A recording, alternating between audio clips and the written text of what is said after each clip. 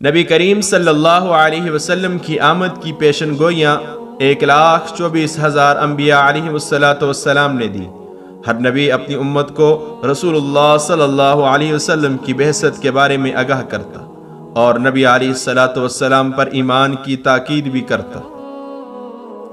سابقہ کتب الہیہ تورات، زبور، انجیل میں آپ صلی اللہ علیہ وسلم کی آمد اور بعثت کے بارے میں تذکرہ خیر موجود ہے۔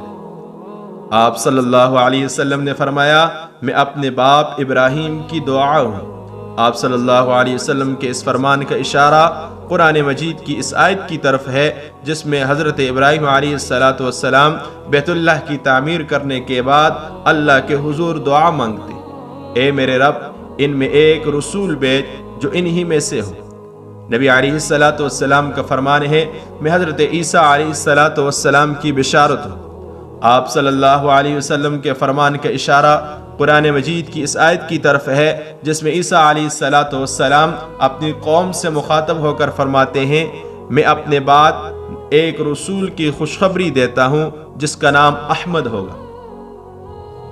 اللہ تعالیٰ نے تمام انبیاء علیہ السلام سے آپ صلی اللہ علیہ وسلم کی نبوت پر عہد میثاق لیا، بلکہ ایمان لانے اور مدد و نصرت کی تاکید بھی فرمائی۔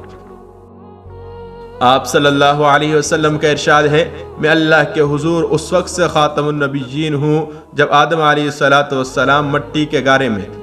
ابھی اللہ نے آدم کو شکل و صورت بھی نہ دی تھی۔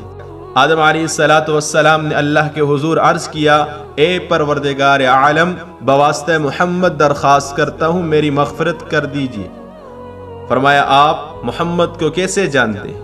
عرض کیا، جب میری روح پھونکی گئی تو میں نے سر جو اٹھایا عرش کے پایوں پر لا الہ الا اللہ محمد الرسول اللہ لکھا ہوا دیکھا۔